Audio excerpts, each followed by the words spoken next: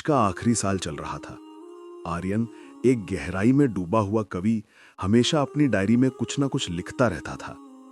शब्द उसका हथियार थे और दर्द उसकी स्याही। एक दिन कॉलेज की लाइब्रेरी में उसने किसी को देखा। नायरा, किताबों में डूबी, मगर उसकी मुस्कान जैसे किसी पुराने गीत की तरह दिल में उतरती जा रही थी। आर्यन ने उसी शाम डायरी में लिखा, आज मैंने किसी को देखा जो कविता नहीं, खुद एक कविता है। धीरे धीरे मुलाकातें बढ़ीं, हंसी ठहरी, और फिर एक दिन बारिश के बीच आर्यन ने कहा, नायरा, अगर तो मेरी नहीं बनी तो ये शब्द भी अपनी मां ने खो देंगे। नायरा मुस्कुराई, तब मैं तेरी कविता बन जाऊंगी आर्यन। अब आर्यन की हर कविता में नायरा थी। कॉलेज की दीवारें, बेंच, कैफे, सब उनके नाम की गवाही देते। वो दोनों अक्सर पुराने पुल पर बैठकर चाय पीते और आर्यन कहता, नायरा, जब तू पास होती है तो मेरी कविताएं मुस्कुराती हैं। वो हंसकर कहती, तो जब मैं नहीं रहूंगी तो? आर्यन बोला, फिर मेरी कविताएं रोएंगी। प्यार की वो खुशबू इतनी गहरी थी कि हवा भी उनकी कहानी सुनती थी। उन्हें नहीं पता था कि यही हवा एक दिन उनकी जुदाई का पैगाम लेकर आएगी।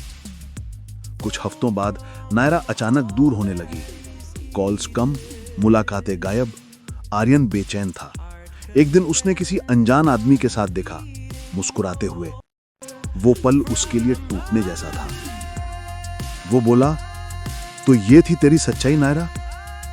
वो कुछ कहना चाहती थी, पर उसने मुंह फेर लिया। उस रात आर्यन ने अपने दर्द को कविता में बदल दिया। तू झूठी थी, मगर तेरी यादें सच्ची निकली। वो कविता इंटरनेट पर वायरल हो गई। हर जगह नाम था, धोखे की शायरी, टूटा कवि, आर्यन का दर्द।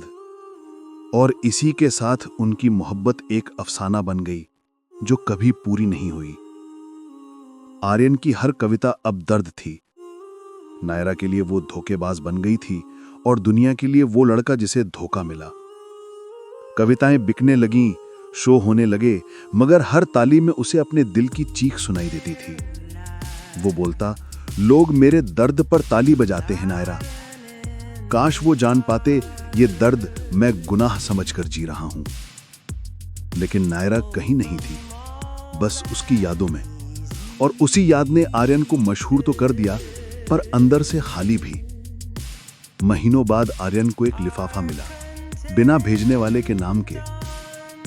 अंदर एक पुरानी तस्वीर और अस्पताल का बिल था, नायरा गुप्ता, कैंसर मरीज। उसके पैर कांप गए।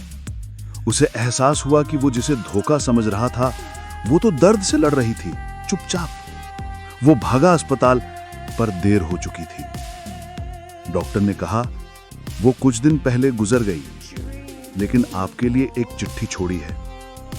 वो आखिरी खत था जो उसकी जिंदगी की आखिरी कविता बन गया। आर्यन, अगर तू ये खत पढ़ रहा है तो शायद मैं अब नहीं हूं। मैंने तुझसे झूठ नहीं बोला, बस सच्चाई छिपाई, क्योंकि मैं नहीं चाहती थी कि तू मुझे टूटते देखे। जब तू मुझसे नफरत करने लगा, मैंने राहत महसूस की, क्योंकि वो नफरत तुझे मेरे दर्द से दूर रखेगी। और अगर कभी तेरे शब्द फिर मुस्कुराएं, तो समझना मैं उनमें अब भी जिंदा हूं। आर्यन ने खत को सीने से लगा लिया। उसकी आंखों से आंसू नहीं, आग निकली, पछतावे की आग। वो बोला, तू मर नहीं सकती नायरा, क्योंकि तू मेरी हर कविता में है। आर्यन ने उसी रात मंच पर आखिरी बार कविता पढ़ी। तू गई नहीं नायरा, तू बस शब्द बनकर अमर हो गई। मैंने तुझे धोखा कहा, मगर तू तो मेरा इम्तिहान थी। पूरा हॉल खामोश था। लोग रोने लगे और किसी ने पहली बार ताली नहीं, सिसकी दी। वो आखिरी परफॉर्मेंस थी। इसके बाद आर्यन कहीं गुम हो गया। बस उसकी कविताएं रह गईं और हर पन्ने पर लिखा था, आखिरी खत नायरा के नाम। सालों बाद किसी ने आर्यन को देखा, पहाड़ों में, छोटे से घर में, अकेला। दीवारों पर उसकी कविताएं और एक तस्वीर नायरा की। हर सुबह वो खत खोलकर पढ़ता, फिर उसे दिल से लगाकर कहता, आज भी तेरी याद जिंदा है मेरी कविताओं की सांसों में।